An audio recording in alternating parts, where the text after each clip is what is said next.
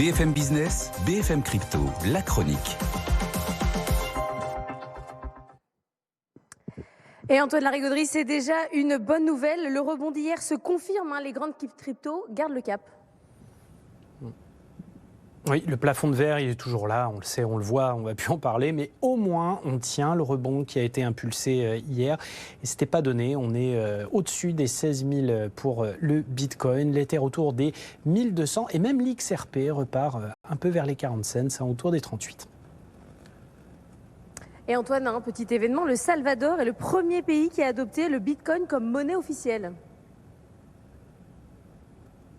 Oui, absolument, c'était il y a quelques mois et ça a fait date, mais le pays va même faire passer une loi pour pouvoir émettre des obligations d'État adossées au Bitcoin. Pourquoi ne pas émettre du papier, des emprunts indexés sur le Bitcoin? C'est l'idée de la présidence et en tout cas l'idée du président Nayib Bukele qui vraiment voit l'avenir économique et monétaire du pays toujours plus lié au Bitcoin. Première étape, donc un projet de loi pour établir une commission nationale de supervision des actifs digitaux pour vraiment regarder l'activité des émetteurs du pays et d'une agence nationale de gestion des fonds d'État en Bitcoin. Le but ultime étant le lancement prochainement d'un projet relativement ancien mais qui concrétiserait la démarche totalement, le lancement d'obligations d'État adossées au Bitcoin, les Volcano Bonds.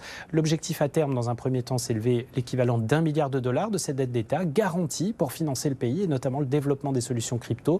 Le succès mitigé du passage du pays au Bitcoin, les critiques et avertissements du FMI, le crash de la plateforme FTX et la chute du Bitcoin, rien n'a l'air de vouloir décourager le président dans son initiative de vraiment lier l'avenir économique et maintenant monétaire du pays au Bitcoin.